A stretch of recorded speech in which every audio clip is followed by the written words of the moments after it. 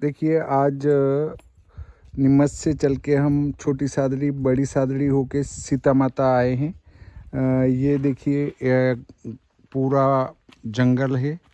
इस जंगली क्षेत्र में प्रथम दर्शन बजरंगबली के किए और यहाँ पर ये जो हैं हमें यहाँ दर्शन कराने लाए हैं। जय सिंहपुरा के सेन साहब है। आपका शुभ नाम? राधे श्याम जी सेन साहब और धाकड़ साहब, ये दोनों हमको दर्शन कराने लाए हैं।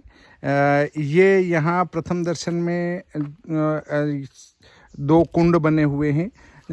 आपने बताया कि जब लक्ष्मण जी सीता माता को छोड़ने आए थे उस समय उनने पानी मांगा कि पानी पीना है, तो लक्ष्मण जी ने कहा कि यहाँ जंगल में कहाँ मिलेगा, तो एक तरफ गए और दो दोने के अंदर आंसू भर कर लाए। तो सीता माता ने कहा ये तो आंसू हैं, ऐसे करके उनने दोना यहाँ डाल दिया। तो एक ये कुंड, इसमें गंगा माता प्रकट हुई और एक ये कुंड है, इसमें गंगा माता प्रकट हुई। ज्येष्ठ महीने में यहाँ पर बहुत बड़ा मेला लगता है और लगभग आपने बताया कि 3 लाख पब्लिक आती है। उस समय ये केवल एक हाथ घेरे हैं, एक हाथ घेरे हैं, पर 3 लाख पब्लिक कितना ही पानी यहाँ पी ले, ये पानी कभी ख़त्म नहीं होता है। आगे और हम आपको आगे के दर्शन करवाएंगे। ये सामने ठंडी जलधारा है, ये देखेंगे आप। ये जो पानी यहाँ भरा हुआ है ये ठंडा पानी है, हाथ लगा के देखा हमने। और इधर जो धारा आ रही है वो गर्म जल धारा है सामने। यहाँ लिखा है पौराणिक मान्यता अनुसार यह स्थान संस्कृत आदि कवि महर्षि वाल्मीकि के आश्रम के नाम से प्रसिद्ध है। त्रेता युग में श्री राम जी द्वारा परित्याग करने पर सीता माता ने यहीं पर आश्रय लिया था। लवकुश का जन्म इसी स्थान पर हुआ। यहाँ पर ठंडे व गर्म जल की धाराएं पर्यटकों के आकर्षण का केंद्र हैं। समुद्र तल से ऊंचाई 384 मीटर है। अक्षांश नॉर्थ 2415 3786, देशांतर 74 30 26 74 हैं। ये देखिए, ये वाल्मीकि जी का आश्रम माना जाता है। यहाँ पर पीछे तो बजरंगबली विराजमान है। जहाँ सीता माता है वहाँ बजरंगबली रहेंगे। ये इनकी धुनी है, त्रिशूल है। और ये एक स्थान बना हुआ है, वाल्मीकि आश्रम बना हुआ है। ये सामने वाल्मीकि जी विराजमान है और ये इधर गर्म जलधारा है। इसके मूल तक हम आपको बताएंगे कि मूल तक जाना है। तो देखिए, मैं हाथ लगा के देखता हूँ। हाँ, ये पानी वास्तव में गर्म है। और अब हम इसके मूल की तरफ आपको ले चलते हैं। ये देखिए, हम इनका जो उद्गम हुआ है गर्म पानी की धारा का, वहाँ ले चलते हैं कि कहाँ से उद्गम हुआ है। घनघोर जंगल है। अगर आपसे पैदल नहीं चला जाए तो यहाँ पर शासन की ओर से गाड़ी भी लगी हुई है। आप यहाँ के मेन दरवाजे तक पहुँचेंगे, उसके बाद वो गाड़ी आपको जो है सीता माता तक ले जाएगी। अभी आपको सारे मार्ग के सभी स्थानों से परिचित कराते हुए ले जा रहे हैं। देखा जाए तो 9 नदियाँ हैं छोटी छोटी, उनको पार करने के बाद मूल स्थान पर हम पहुंचेंगे। तो यहाँ देखिए पानी आ रहा है।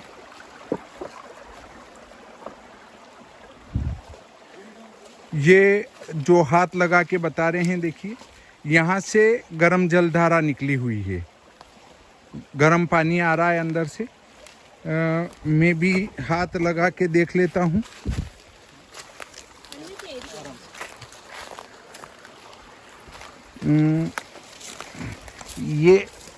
ये पानी गर्म आ रहा है इसमें से, और एक इधर भी निकल रहा है ये पानी। इसमें हाथ डालते हैं तो ये भी गर्म आ रहा है। यहाँ ये सब पानी गर्म ही आ रहे हैं। तो ये आप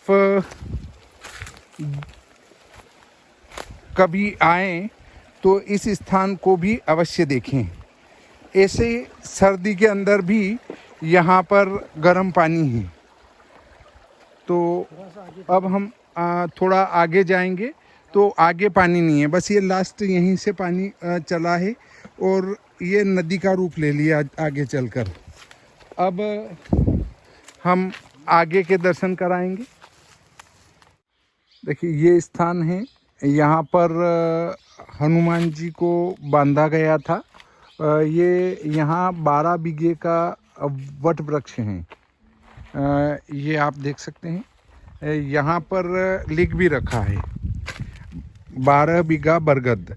यह बरगद का पेड़ बहुत प्राचीन है। इसका मुख्य तना समय के साथ नष्ट हो चुका है। वर्तमान में इसका फैलाव लगभग 12 बीघे भूभाग में होने से यह 12 बीघा बरगद के नाम से प्रसिद्ध है। स्थानीय मान्यता अनुसार यह स्थान लवकुश का क्रीड़ा स्थली रूप में जाना जाता है। समुद्र तल से ऊंचाई 382 मीटर है। ये पूरा यहाँ शासकीय लेख लगा हुआ है। और आगे यदि हम देखें तो देखिए यहाँ और कुछ ध्वजा पताका वगैरह लगी हुई है। इधर भी हम देखते हैं। ये वही बरगद का पेड़ है जो ये देखें आप, पूरा आगे तक इसकी जड़ें फैलती हुई। इसका मूल तना तो कहीं बचा ही नहीं है, ये सब जड़ों पे ही चल रहा है। और ये पूरा लंबे चौड़े 12 बीघे में फैला हुआ है। इससे इसको 12 बीघा वट वृक्ष कहते हैं। 12 बीघे में फैलने से तो केवल जड़ों के ऊपर ही है पूरा, ये कहीं भी इसका तना नहीं है। वो तना समय के साथ नष्ट हो चुका, क्योंकि ये बात है त्रेता युग की। तो इतने पुराने समय से ये बरगद का पेड़ पूरा टिका नहीं है। ये देखें, इसके अवशेष भी हैं पुराने, कुछ जड़ें सड़ चुकी है पर ये आगे से आगे फैलता जा रहा है। ये स्थान है जहाँ पौराणिक मान्यता अनुसार त्रेता युग में अश्वमेध यज्ञ के दौरान श्री रामचंद्र जी द्वारा छोड़ा गया घोड़ा लवकुश ने यहीं पकड़ा एवं श्री रामचंद्र जी की चतुरंगिनी सेना को परास्त किया और हनुमान जी को इस स्थान पर पेड़ से बांधा था। ऊंचाई है समुद्र तल से 429 मीटर। अक्षांश 24, 15, 13, 83 है। देशांतर 74, 31, 14, 37 है। ये सामने बजरंगबली बिठाए गए हैं और ये वाला वही स्थान है। लवकुश ने इसी आम के पेड़ पर हनुमान जी को बांधा था। इसी नाम को लेकर यह स्थान प्रसिद्ध है। हनुमान जी को यहीं इसी आम से बांधा था। हो सकता है वो आम न हो, पर स्थान वही हो सकता है। हनुमान जी के ये स्वरूप में यहाँ देखिए बंदर जो है बहुत सारे रहते हैं। ये छोटे बच्चे वगैरह सब आप देख सकते हैं इनको।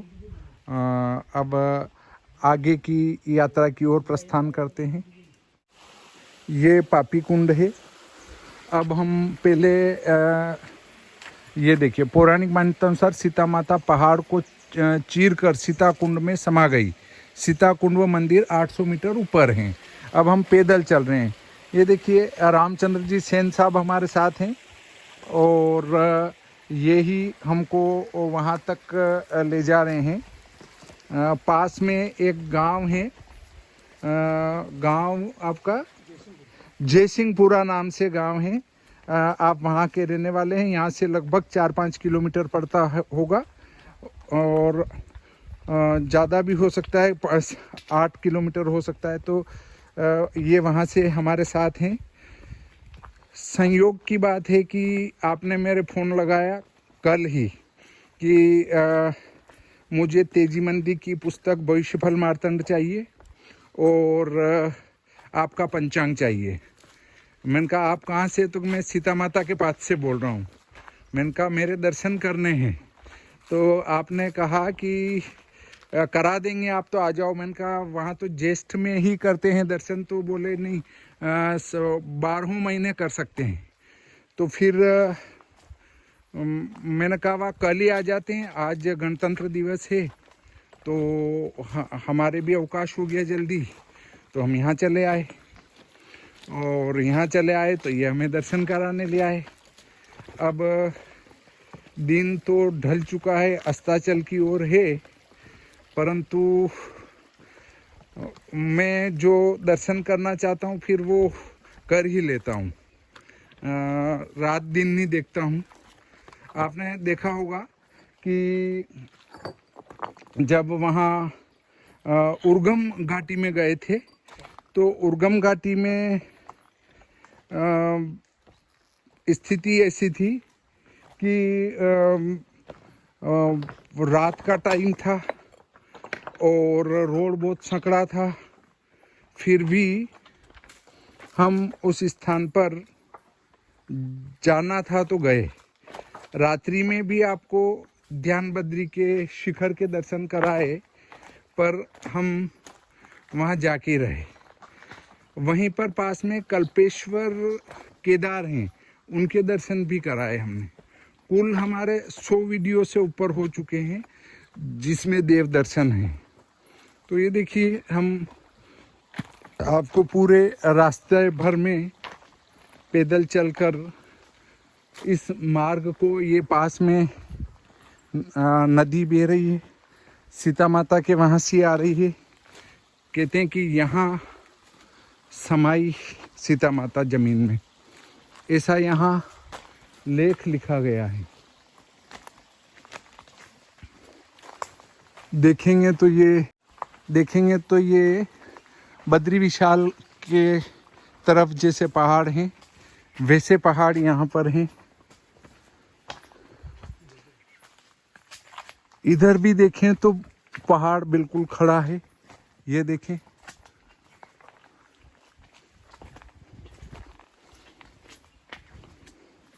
परंतु अब जब दर्शन करने ही है तो पहाड़ खड़ा हो, आड़ा हो, सपाट जमीन हो, परंतु दर्शन तो करने ही है। सोचते हैं तो काम नहीं होता है।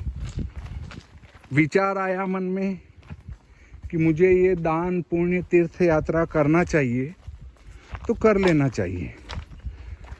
सुख सुविधा को ध्यान में रखकर अगर यात्रा करते हैं तो वो फलदायी नहीं होती है।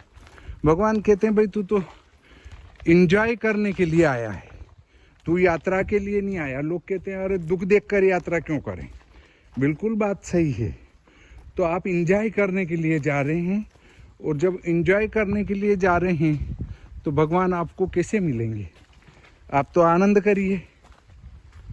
अगर वास्तविक स्थिति में यात्रा करना है तो कष्ट आएंगे, अगर कष्ट नहीं तो यात्रा नहीं कहलाती है।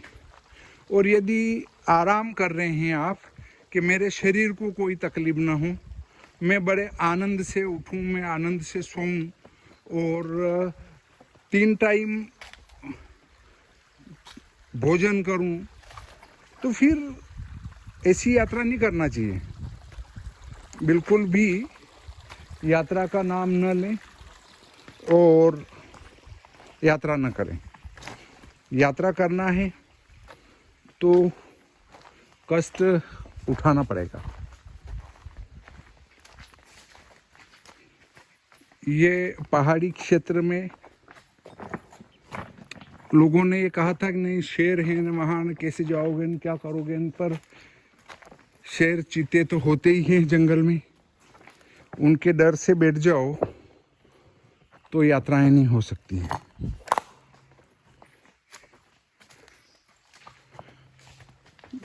आपको भी ये जंगली क्षेत्र का दर्शन कह सकते हैं, पर्वतों के दर्शन, जो हमारी प्राकृतिक संपदा है, पेड़ हमारी प्राकृतिक संपदा है।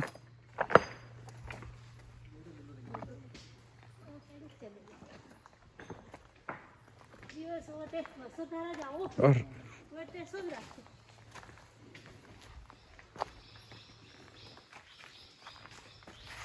ये देखिए बिल्कुल कांच के मुताबिक पानी भरा हुआ है, साफ स्वच्छ सीता माता के वहाँ से आ रहा है।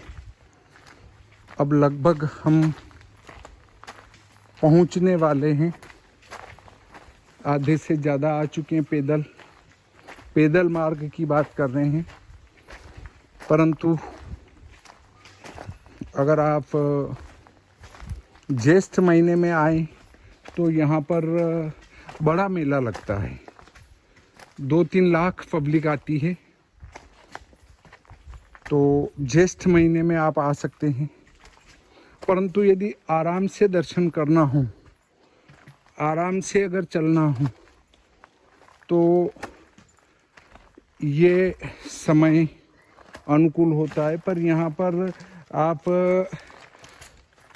सुबह से आए, प्रातः काल से आए तो ज़्यादा अच्छा रहता है।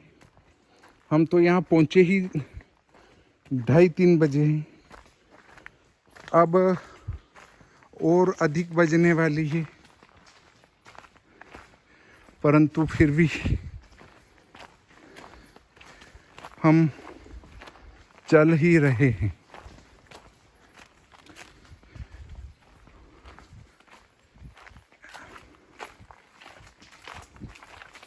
अच्छा स्थान है। ऐसे स्थानों पर भ्रमण करने से एक तो शुद्ध वायु मिल जाती है। सिटी में अगर आप घूमने जाते हैं तो वहाँ पर जो आपको वायु मिलती है वो धुएं की प्रदूषित वायु मिलती है। ये घनघोर जंगल में पेड़ ऑक्सीजन छोड़ते हैं, बिल्कुल शुद्ध वायु मिलती है, और इस शुद्ध वायु से स्वास्थ्य पर भी प्रभाव पड़ता है, स्वास्थ्य अच्छा होता है। आप एक बार जंगली क्षेत्र में भ्रमण करके देखें, निश्चित ही आपका स्वास्थ्य अच्छा रहेगा। उसमें कुछ महत्वपूर्ण परिवर्तन आएंगे। भगवान शंकराचार्य जी ने भारत की चारों दिशाओं में 4 पीठ की स्थापना करी। भगवान भी चारों दिशाओं में बैठे, इसका अर्थ है कि आप यात्रा करते रहें। कोई बीमार व्यक्ति होता है तो हम कहते हैं कि इसका स्थान बदलवा दो, स्वास्थ्य अच्छा हो जाएगा।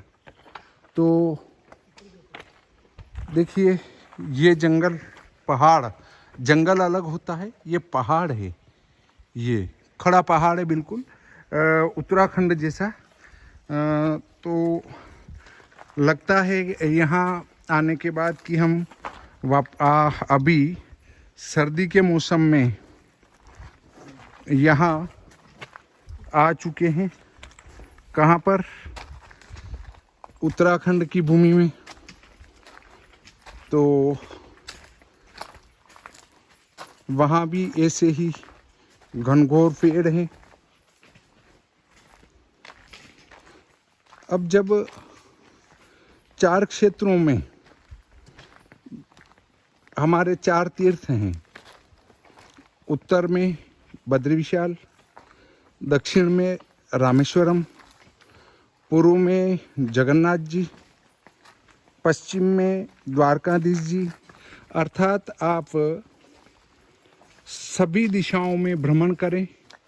और जब आपका हवा का परिवर्तन होगा तो आपका स्वास्थ्य बहुत अच्छा रहेगा। दूसरी बात, जब हम उत्तर वाले, दक्षिण वाले, पूर्व वाले और पश्चिम वाले सभी एक ही स्थान पर मिलेंगे तो एक दूसरे की संस्कृति से परिचित होंगे, एक दूसरे के द्वारा किए जा रहे अच्छे कार्यों से परिचित होंगे, तो आपस में संस्कृति का आदान प्रदान होगा, अच्छे कार्यों का आदान प्रदान होगा। इसलिए जीवन में यात्रा और भ्रमण करते रहना चाहिए, वो भी अपने अच्छे स्वास्थ्य के लिए। और मनुष्य जन्म में आए हैं, कमाना भी जरूरी है, परंतु उसके साथ यात्रा और देव दर्शन करना भी उतना ही जरूरी है। इससे बहुत सारे कहते हैं अभी तो तीर्थ यात्रा का समय नहीं आया। आपकी आयु फूटे मटके की तरह बीतती जा रही है। कौन कब चला जाए नहीं कह सकते। इससे ये न सोचें कि आयु आएगी तब यात्रा करेंगे। हो सकता है जब आपकी आयु आए तो आपके घुटने घिस जाएं, या घुटने नहीं घिसे तो आप चलने लायक ना रहें, या कोई शुगर आ जाए, बीपी आ जाए। तो इससे अच्छा है कि कम उम्र में ही आप यात्रा भ्रमण कर लें। और यदि कष्ट नहीं देखा जाता हो तो अच्छे स्थानों पर भ्रमण करने जाएं, आनंद करें। आजकल यात्रा नहीं रही, आजकल एंजॉय करने जाते हैं। और दूसरे ये उपदेश दे, उस उदाहरण प्रस्तुत करते हैं। देखो वो यात्रा गए थे, उनने बिल्कुल कष्ट नहीं देखा। उनके धर्मकुंड, ये धर्मकुंड है। सीता माता यहीं पृथ्वी में समा गई थी। ये वो स्थान है। तो आप इनका दर्शन कर सकते हैं कि यहाँ सीता माता पाताल लोक में चली गई थी, भूमि के अंदर चली गई थी। अब हम ऊपर आपको और दर्शन कराते हैं। अब ऊपर मंदिर है, मंदिर के दर्शन कराएंगे। घने जंगल के अंदर हम पहुंच चुके हैं। ये देखिए, यहाँ पर पानी के अलावा कोई व्यवस्था नहीं है। ये विचार करके ही यहाँ पर आए।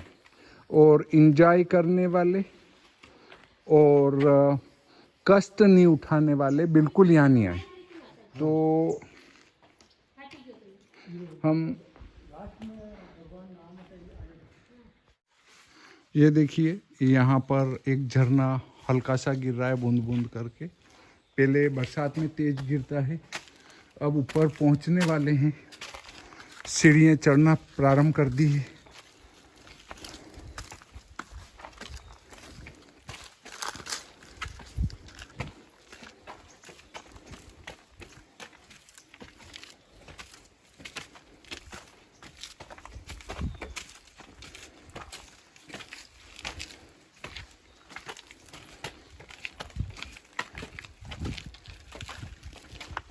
नीमच से लगभग 60-70 किलोमीटर है।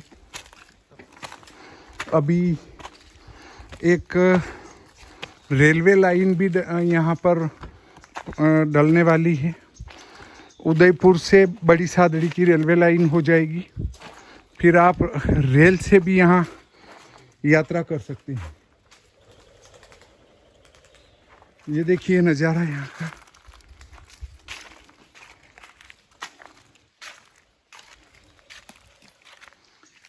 रेल से भी आप यहाँ यात्रा कर पाएंगे।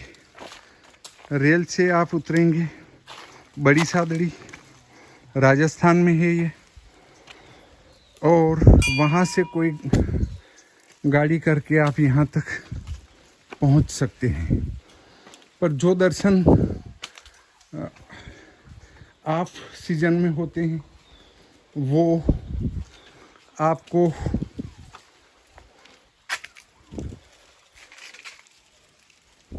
मुख्य सीजन में नहीं हो पाते। ये सीता माता विराजमान है, आप इनके दर्शन कर सकते हैं। देखिए, ये ये सीता माता हैं, आप इनके दर्शन करें और दर्शन लाभ लें। ये यहाँ पर बड़ी सादड़ी के पास विराजमान है। अब यहाँ आपको नज़ारा बताता हूँ मैं ऊपर से। ये देखिए, ये भयंकर जंगल में है और जो जड़ियाँ हिमालय क्षेत्र में पाई जाती है उनमें से कुछ यहाँ भी पाई जाती हैं। इस प्रकार आज का ये प्रकरण हम यहीं पर समाप्त करते हैं।